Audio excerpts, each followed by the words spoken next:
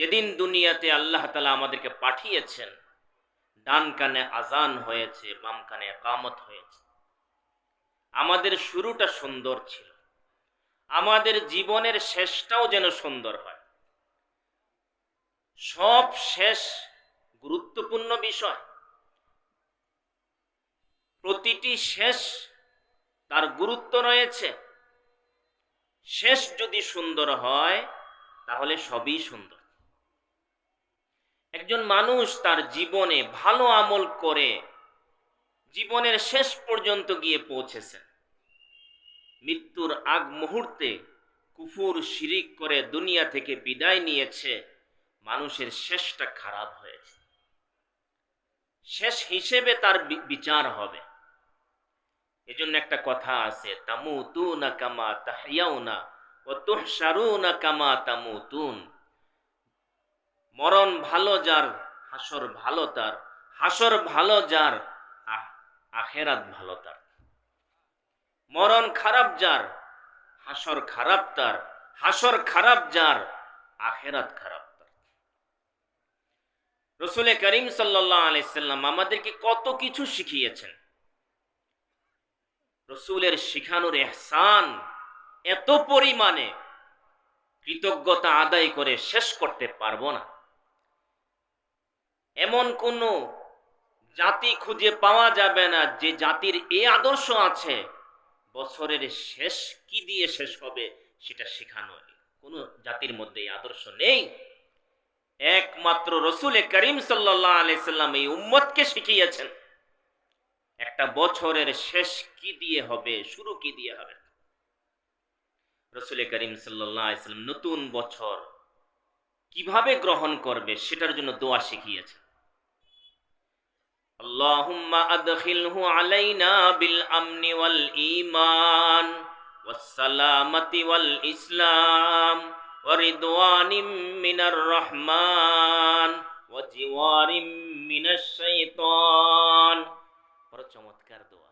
আল্লাহ, আমার নতুন বছর, এই নতুন বছরে আমাকে আপনি প্রবেশ করান, ঈমান ও ইসলামের সাথে যেন আমার বছরটা শুরু হয়, শান্তি নিরাপত্তার সাথে যেন আমার বছরটা শুরু হয়,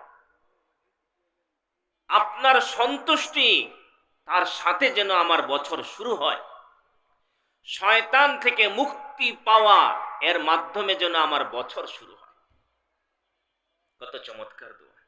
আল্লাহুম্মা আদখিলহু আলাইনা বিল আমনি ওয়াল ঈমান ওয়াস সালামাতি ওয়াল ইসলাম ওয়া রিদওয়ানিম মিনার রহমান ওয়া জিওয়ারিম মিনাশ শাইতান।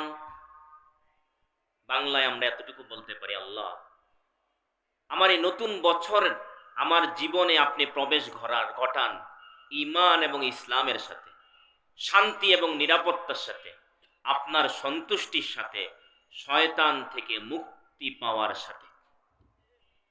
এই কথাগুলো বলতে পারবো না আল্লাহর কাছে?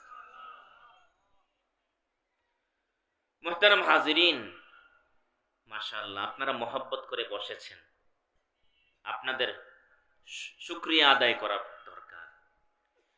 আর বসার তৌফিক দিয়েছেন যে আল্লাহ, ওই আল্লাহ তাআলার শুকর আদায় করা দরকার। আল্লাহ তাআলা তো তাকেই বসার তৌফিক দান করেন যাকে আল্লাহ তাআলা মহব্বত করেন, যাকে আল্লাহ ভালোবাসেন, তাকে কিছু কথা শোনার তৌফিক দেন। মুহতারাম হাজিরিন, আল্লাহ তাআলার শুকর আদায় করা প্রয়োজন। দুনিয়াতে আল্লাহ তাআলার কৃতজ্ঞ বান্দার সংখ্যা অনেক কম। আল্লাহ রাব্বুল আলামিন নিজেই বলেন, ওয়াকালিলুম মিন ইবাদিয়াশ শাকুর। আমার বান্দাদের মধ্যে কৃতজ্ঞ বান্দা, শুকরগুজার বান্দাদের সংখ্যা অনেক কম, অনেক কম। আমরা তো নিয়ামত পেলে আলহামদুলিল্লাহ বলে ফেলি। আল্লাহ তাআলা বলেন শুকরগুজার বান্দার সংখ্যা কম। তাহলে বোঝা দরকার কেন শুকরগুজার বান্দা কম, কি কারণে শুকর আদায় হয় না, কি কারণে কৃতজ্ঞতা প্রকাশ আল্লাহ তাআলার কাছে কবুল হয় না। আল্লামা ফায়রুজাবাদী রাহিমাহুল্লাহ বলেন, 5 জিনিসের উপর ভিত্তি করে শুকর প্রতিষ্ঠিত হবে, কৃতজ্ঞতা প্রতিষ্ঠিত হবে। আল্লাহ তাআলার শুকর কয় জিনিসের উপর প্রতিষ্ঠিত হবে? 5 জিনিস। এই 5টা কথা আপনারা মনে রাখবেন। এই 5 জিনিসের উপর শুকর প্রতিষ্ঠিত হবে। একটা ভবন দাঁড়ানোর জন্য ফাউন্ডেশন লাগে কিনা? ওই ফাউন্ডেশন ছাড়া কি 10 তলা ভবন দাঁড়িয়ে যাবে? দাঁড়াবে না। ঠিক তদ্রুপ ভাবে যে 5টি পিলার লাগবে, ফাউন্ডেশন লাগবে, ওই 5 জিনিস ছাড়া কখনো শুকর আদায় হবে না। 1 নম্বর, যে আল্লাহ তাআলা আমাকে নিয়ামত দিয়েছেন ওই আল্লাহ তাআলার সামনে বিনয়ী হয়ে যাওয়া। আল্লাহর সামনে বিনয়ী হয়ে যাওয়া, এটা হলো 1 নম্বর কাজ। বিনয়ী হওয়ার অর্থ কি? হাকিমুল উম্মাত শাহ আশরাফ আলী থানভী রাহিমাহুল্লাহ বলেন, বিনয়ী হওয়ার অর্থ হলো দিলের মধ্যে কথা বিশ্বাস করা, এই আকীদা রাখা, আল্লাহ তাআলা আমাকে কোনো যোগ্যতা ছাড়াই, কোনো গুণ ছাড়াই তিনি আমাকে এই নিয়ামত তার রহম আর করমে দিয়েছেন। বিনা যোগ্যতায়, বিনা গুণে তিনি আমাকে শুধু রহম আর করম করে আমাকে এই নিয়ামত দিয়েছেন। আমরা কিছু নিয়ামতের কথা আপনাদেরকে জিজ্ঞাসা করি। আল্লাহ তাআলা আমাদেরকে দেখার জন্য চোখ দিয়েছেন কিনা? দুনিয়াতে এই চোখের নিয়ামত পাওয়ার জন্য আমরা কে কে ইবাদত করেছি? কোনো ইবাদত করেছি? কোনো আমল করেছি? তাহলে এই 2 নিয়ামত আল্লাহ তাআলা দিয়েছেন বিনা আমলে, বিনা যোগ্যতায়। 2টি কান আল্লাহ তাআলা দিয়েছেন কথা শোনার জন্য। এত সুন্দর করে বানিয়েছেন আল্লাহ তাআলা, কানের ভিতরে এত সুন্দর করে এজপেজ দিয়েছেন, বিকট আওয়াজটা সহনীয় পর্যায়ের করে ভিতরে শোনা। ছোট আওয়াজটাকেও আল্লাহ তাআলা ওই কানের ভিতর দিয়ে শোনা। আবার আল্লাহ রব্বুল আলামিন হেফাজত করার জন্য কানের ভিতরে একটু ভিজা ভিজা পানি রেখে দিয়েছেন, দুর্গন্ধযুক্ত। ওখানে কোনো পোকামাকড় গিয়ে টিকতে পারবে না। কোনো পোকা যদি ভুলে ঢুকে যায়, অস্থির হয়ে যাবে, কতক্ষণে সে বের হবে। বের হতে না পারলে সে ভিতরে লাফালাফি করতে থাকবে, ভিতরে টিকতে পারবে না। কোনো পোকামাকড় যেন ভিতরে ঢুকতে না পারে, টিকতে না পারে, আল্লাহ তাআলা সেই ব্যবস্থা করে দিয়েছেন। আচ্ছা, এত সুন্দর একটা কান আল্লাহ তাআলা দিয়েছেন, শ্রবণ শক্তি আল্লাহ তাআলা দিয়েছেন। যেদিন দিয়েছেন সেদিন এই নিয়ামত পাওয়ার জন্য আমরা কি কোনো ইবাদত করেছি? আমাদের কোনো যোগ্যতা ছিল? বিনা যোগ্যতায় দিয়েছেন, বিনা গুণে দিয়েছেন, কোনো আমল ছাড়াই দিয়েছেন। কথা বলার জন্য আল্লাহ তাআলা জবান দিয়েছেন, কোনো গুণের কারণে দিয়েছেন? হাত দিয়েছেন, কোনো গুণের কারণে? পা দিয়েছেন, কোনো গুণের কারণে? না। দুনিয়াতে আসার পর মায়ের বুকে দুধ দিয়েছেন খাওয়ার জন্য, 2 বছর পর্যন্ত খাওয়ার জন্য দুধ দিয়েছেন। বিনা যোগ্যতায়, বিনা গুণে আল্লাহ তাআলা এই খাবারের ব্যবস্থা করে দিয়েছেন। আমাকে আপনাকে দেখার মতো দরদি মাকে তৈরি করে দিয়েছেন, বাবাকে তৈরি করে দিয়েছেন, ওদিকে নানি তৈরি করে দিয়েছেন, ওদিকে খালা তৈরি করে রেখেছেন, ওদিকে দাদিকে তৈরি করে রেখেছেন, দাদাকে তৈরি করে রেখেছেন। এতগুলো মানুষ একজনের পর একজন মায়া করেন, মহব্বত করেন। এতগুলো মানুষের মায়া, মমতা, ভালোবাসা পাওয়ার জন্য কি কোনো যোগ্যতা ছিল আমাদের? বিনা যোগ্যতায় ভালোবাসাগুলো আল্লাহ ঢেলে দিয়েছেন না? এভাবে একটা একটা যদি হিসাব করেন তাহলে বের হয়ে আসবে সব নিয়ামত আল্লাহ তাআলা বিনা যোগ্যতায় দিয়েছেন, বিনা গুণে দিয়েছেন, শুধু তার রহম আর করমে। এই কথা ভিতরে বিশ্বাস করতে হবে। যার ভিতরে এই বিশ্বাস আসে যে আমাকে আল্লাহ তাআলা বিনা যোগ্যতায় দিয়েছেন, তার ভিতরটা বিনয়ে ভরে যাবে, সে অহংকারী হবে না। হযরত সুলাইমান আলাইহিস সালাম কি বলেন? যালিকা মিন ফাদলি রাব্বি লিয়াবলুয়ানি আশকুরু আম আকফুর। এটা আমার রবের নিয়ামত, এটা আমার রবের অনুগ্রহ। তিনি এই অনুগ্রহটা করে দেখতে চান আমি কি শুকরগুজার বান্দা হয় না অকৃতজ্ঞ বান্দা হয়। তিনি একটু পরীক্ষা করতে চান, আল্লাহ তাআলা দিয়ে পরীক্ষা করেন। তো সুলাইমান আলাইহিস সালাম নবীদের কথা, এটা আল্লাহর অনুগ্রহ, বিনা যোগ্যতায় তিনি দিয়েছেন। কারুনের কথা কি ছিল? ইন্নামা উতিতুহু আলা ইলমিন ইনদি। আরে এগুলো আমি পেয়েছি আমার নিজস্ব যোগ্যতায় পেয়েছি, নিজস্ব যোগ্যতায় পেয়েছি। এটা কারুনের কথা। তাই কারুন অহংকারী হয়েছে, অহংকারী হওয়ার কারণে হেদায়েত পায় নাই। বিনয়ী মানুষ হেদায়েত পায়, অহংকারী মানুষ কখনো হেদায়েত পায় না। যে ব্যক্তি ভুল করে, ভুল স্বীকার করে না, সে অহংকারী। এরকম অহংকারী মানুষ কখনো হেদায়েত পায় না। হককে হক বুঝার পর যে কবুল করে না, বুঝা গেল সে অহংকারী। অহংকারী মানুষকে আল্লাহ তাআলা হেদায়েত দিবেন না, ওর মাথায় যদি টুপিও থাকে, জুব্বাও থাকে। আবু জাহেল, রসুলের পোশাক তার গায়ে ছিল, অর্থাৎ জুব্বা ছিল, রসুলের মতো দাড়ি তার ছিল, সবই ছিল, কিন্তু অহংকারী ছিল। হক বুঝার পরে হক কবুল করতে চায়নি, আল্লাহ তাআলা হেদায়েত দেননি। আর যে মানুষ হক বুঝার পর হক কবুল করতে চায়, আল্লাহ তাআলা তাকে হেদায়েত দান করে। তাহলে এক নম্বর কি করতে হবে দোস্ত? আল্লাহর সামনে বিনয়ী হতে হবে। কে আমল করার তৌফিক দেন? আল্লাহ। কাকে তৌফিক দেন? বিনয়ী মানুষটাকেই তৌফিক দেন। যে কোনো মানুষ চাইলেই পারে না। হাকিমুল উম্মাদ শাহ আশরাফ আলী থানভী রহিমুল্লাহ লিখেছেন, এক এক মালিক তার ড্রাইভারকে নিয়ে সফর করেছেন। এখন মাগরিবের আজান হয়ে গেছে, ড্রাইভার নামাজি আর উনি বেনামাজি। মালিক বেনামাজি, ড্রাইভার নামাজি। ড্রাইভার বলেন মালিক, আজান তো শুরু হয়ে গেছে, নামাজ পড়তে হবে। মালিক বলেন, আরে আমাকে অনেক দূরে যেতে হবে, গাড়ি চালাও। কিছু দূর যাওয়ার পর আবার বলেন, মালিক একামত মনে হয় শুরু হয়ে গেছে। তখন চিন্তা করলেন, বাড়িওয়ালা চিন্তা করেন, এই লোকটাকে নামাজ পড়তে না দিলে অস্থির থাকবে, পেরেশান থাকবে, দুর্ঘটনা ঘটতে পারে। এজন্য কিছু মিনিট যদি চলেও যায়, তারপরও ভালো সে নামাজটা পড়ে নেয়। উনি বললেন, ঠিক আছে, সামনে মসজিদ পেলে নামাজ পড়বে। সামনে আল্লাহর মেহেরবানিতে মসজিদ পড়লো। উনি গাড়ি থেকে নেমে তাকবীরুল্লাহর সাথে মাগরিবের নামাজ পড়েছেন। সুন্নত পড়ে তাসবিহ পড়তেছেন, সুবহানাল্লাহ পড়তেছেন তাসবিহ।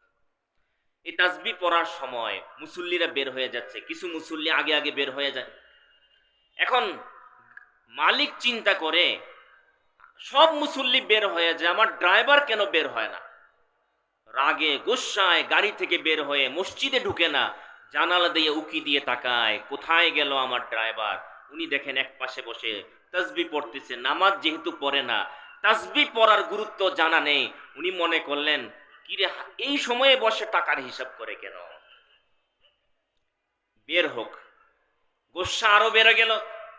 যেই মাত্র উনি দোয়া করে বের হচ্ছেন, দরজায় দাঁড়িয়ে আছেন, ধমক দিয়ে বলেন, বেওকুফ কোথাকার, সবগুলো মুসল্লি বের হয়ে যাচ্ছে, তুমি বের হচ্ছ না কেন?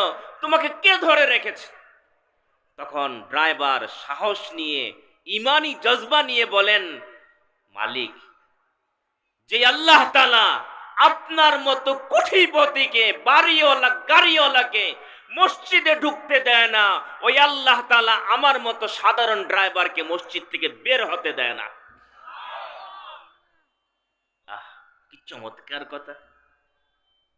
আসলে তো আল্লাহ তাআলা দেন, কাকে দেন? তৌফিক থাকতে হবে তো।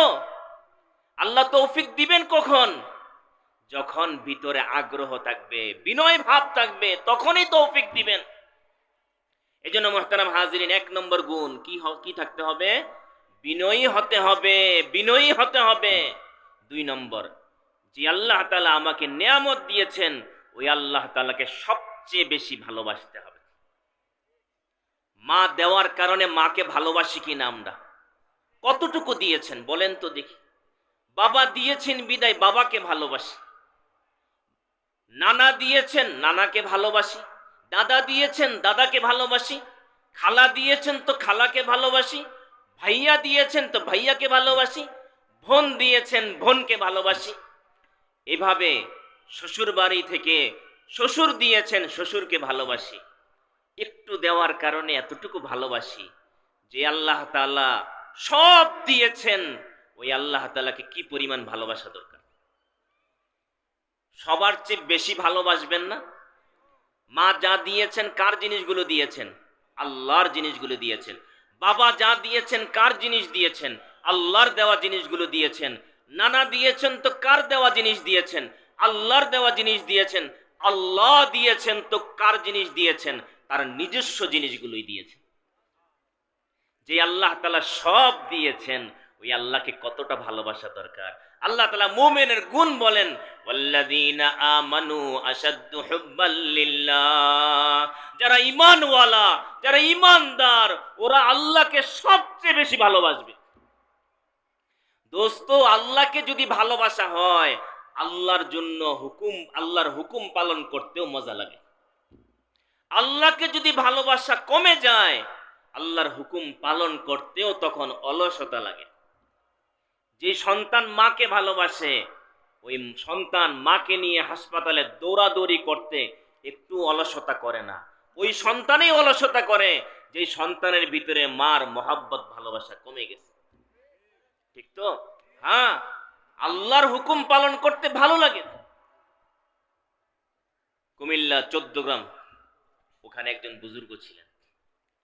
শেষ রাত্রে ইবাদত করে, মাঘ মাসের শীতে, গ্রামের শীত কেমন কনকনে শীত, সুবহানাল্লাহ। আমরা তো ঢাকা শীত পাই না। উত্তরবঙ্গে গেলে, মৌলানা আতিক আমার সাথে সফরে উত্তরবঙ্গে গিয়েছি, প্রচন্ড ঠান্ডা। ওখানে কম্বল 3-4টা দিলেও শরীর কাঁপে, এত ঠান্ডা। ফেব্রুয়ারিতে এখানে যখন গরম চলে, ওখানে তখন ল্যাপ 3-4টা দিয়ে ঘুমাইতে হয় আমরা সফরে গেলে, এমন অবস্থা ওখানে। তো দেখেন, মাঘ মাসের শীত, পুকুরের ঠান্ডা পানি দিয়ে ওযু করেছে, এরপরে তাহাজ্জুদ পড়েছে, মসজিদে গিয়েছে, ফজরের জামাতের সাথে নামাজ পড়েছে, নামাজের পর জিকির আজকার করে ইশরাকের নামাজ পড়ে, সূর্য যখন আলো এসেছে, সূর্যের আলো যখন গায়ে লেগেছে, এবার মসজিদ থেকে বের হচ্ছেন, তখন বলেন, আহ কি শীত! শীত আছে শেষ রাতের না কমে গেছে? শেষ রাত্রে ঠান্ডাটা লাগলো না, কষ্টটা অনুভব হলো না। আমল শেষ, ইবাদত শেষ, এখন অনুভব হচ্ছে শীতের। আল্লাহকে যে ভালোবাসে, এই জন্য হাদিস শরীফের মধ্যে আছে, আল্লাহ তাআলা ওই বান্দাকে দেখে বড় হাসতে থাকেন, যেই বান্দা শীতকালে, হাদিসের মধ্যে লিহাফুন শব্দ আছে, লেপ, যেই বান্দা শীতকালে লেপের ভিতর থেকে বের হয়ে আসে এবং পাশে প্রিয়জন, স্ত্রী, বাচ্চা সবার কাছ থেকে আলাদা হয়ে চলে এসে ওযু করে 2 রাকাত নামাজ পড়ে, আল্লাহ তাআলা তাকে দেখে বড় হাসতে থাকেন, ফেরেশতাদেরকে নিয়ে গর্ব করতে থাকেন। আমাদের শাইখুল হাদিস আল্লামা আজিজুল হক রাহিমাহুল্লাহ বলতেন, গ্রাম দেশে তুলাকে রুই বলে। কি বলে? আল্লাহ তাআলা শেষ রাত্রে তো বান্দার অবস্থা দেখে বলেন, বান্দা, তোর নিচেও রুই, উপরেও রুই, মাঝখানে তুই, খবরটা কি? বুঝেন নাই? নিচেও তো তুলা, তোষক, আবার উপরেও তুলা, মাঝখানে বেচারা। তো হুজুর বলতেন, তোর নিচেও রুই, উপরেও রুই, মাঝখানে তুই। এখান থেকে বের হয়ে আসতে হবে। হ্যাঁ, আল্লাহর মহাব্বত যখন থাকে তখন বের হয়ে আসা সহজ।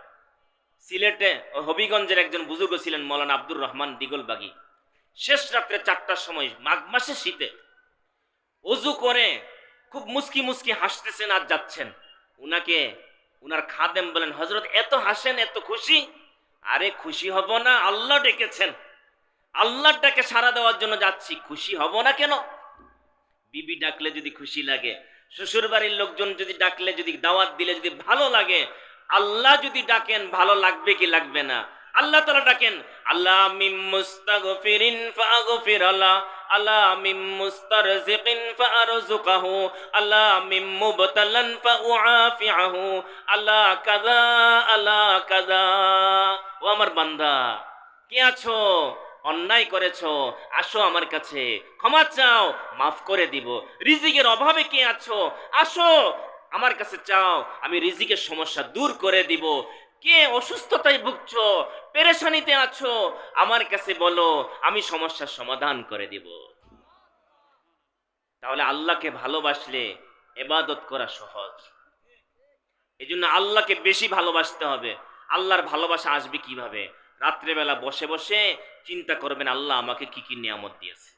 একটা একটা বসে বসে হিসাব করবেন, কি কি নিয়ামত সকাল থেকে রাত পর্যন্ত পেয়েছেন, হিসাব করলে নিয়ামতের কথাগুলো যখন আমি চিন্তা করব, মহাব্বত বাড়বে। তাহলে আল্লাহকে সবচেয়ে বেশি ভালোবাসতে হবে, 2 নম্বর গেল। 3 নম্বর, যে আল্লাহ তাআলা নিয়ামত দিয়েছেন ওই নিয়ামতের কথা মুখে ঘোষণা দিতে হবে, আল্লাহ আমাকে দিয়েছে। শ্বশুর বাড়ির লোকজন দিলে বলে কি বলে না? বলে, ঘোষণা দেয়। মামা বিদেশ থেকে এসে একটা ঘড়ি দিয়েছেন, সবাই যখন ঘড়িটা দেখে বলে কি না মামা দিয়েছেন। মোবাইল দিয়েছেন, বলে কি না মামা দিয়েছেন। মামা দিলে মুখে বলতে পারি, দাদা দিলে মুখে বলতে পারি, আল্লাহ দিয়েছেন মুখে বলবো না? সব জায়গায় কে দিয়েছেন? আল্লাহ। কে দিয়েছেন? আল্লাহ। নামাজ পড়ার তৌফিক কে দিয়েছেন? আল্লাহ। ও মজমায় বসার কে তৌফিক দিয়েছেন? আল্লাহ। দ্বীনি কথা শোনার কে তৌফিক দিয়েছেন? আল্লাহ। মাথায় টুপি পরার তৌফিক কে দিয়েছেন? আল্লাহ। উলামায়ে কিরামের সাথে চলার তৌফিক কে দিয়েছেন? আল্লাহ। সব জায়গায় আল্লাহ দিয়েছেন, আল্লাহ দিয়েছেন। রাসূল সাল্লাল্লাহু আলাইহি ওয়াসাল্লাম শিখিয়েছেন সব দুয়ার মধ্যে স্বীকারোক্তি, আলহামদুলিল্লাহিল্লাযী আহইয়ানা বাদামা আমাতানা ওয়া ইলাইহিন নুশুর, আলহামদুলিল্লাহিল্লাযী আত'আমানা ওয়া সাকানা ওয়া জাআলানা মুসলিমিন। যত দোয়া রাসূল শিখিয়েছেন সব দোয়ায় আল্লাহর নিয়ামতের কথা মুখে স্বীকার করতে হবে। 3 নম্বর কাজ। 4 নম্বর কাজ, আলহামদুলিল্লাহ বলতে হবে। 4 নম্বর কাজ কি? আলহামদুলিল্লাহ বলতে হবে। আল্লাহ তাআলার নিয়ামত পেয়ে আলহামদুলিল্লাহ বলা।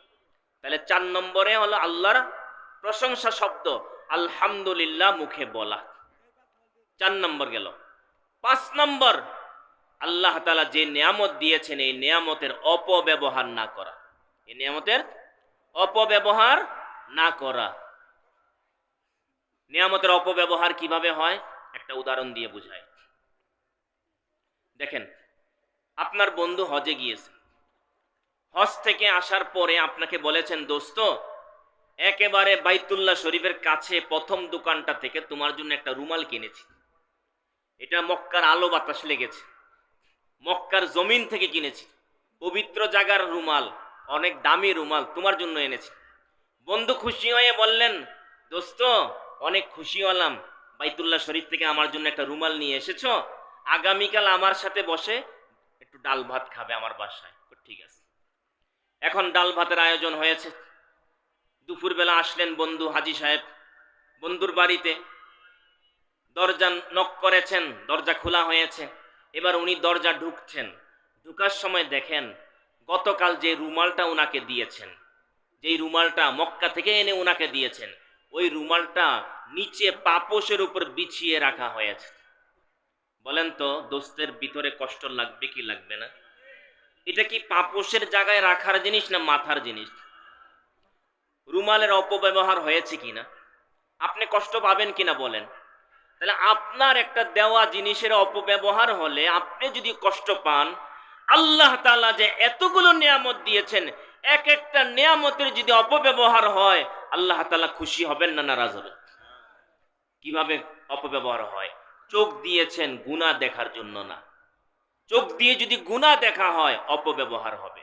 কান দিয়েছেন গুনাহ শোনার জন্য না, গুনাহ শুনলে কানের অপব্যবহার হবে। জবান দিয়েছেন মিথ্যা বলার জন্য না, গীবত করার জন্য না, এগুলো হলে জবানের অপব্যবহার হবে। হাত দিয়েছেন জুলুম করার জন্য না, চুরি ডাকাতির জন্য না, ঘুষের টাকা নেওয়ার জন্য না, সুদের টাকা নেওয়ার জন্য না, এগুলো যদি করা হয় হাতের এই নিয়ামতের অপব্যবহার হবে। দোস্ত আপনার বাবার দেওয়া জিনিসের কদর না হলে বাবা কষ্ট পায়। মা দিয়েছেন সেই স্মৃতি, সেই অনেক দিনের পুরনো স্মৃতি সংরক্ষণ করে রেখেছেন, ছেলের বিবি আসলে এটা তার হাতে তুলে দিবেন। সেই পুরনো স্মৃতিটা, স্বামীর দেওয়া স্মৃতিটা সেই পুত্রবধূর হাতে তুলে দিলেন, সেটার যদি অপব্যবহার হয় মা কষ্ট পায়। দাদার দেওয়া জিনিসের অপব্যবহার হলে তিনি কষ্ট পান। এগুলো আমরা সামাজিকভাবে সবগুলো বুঝি, এজন্য এগুলোর অপব্যবহার কেউ আমরা করি না। আর আল্লাহ তাআলার দেওয়া নিয়ামতগুলোর কদর বুঝে আসে না, যার কারণে এই নিয়ামতগুলোর অপব্যবহার হয়।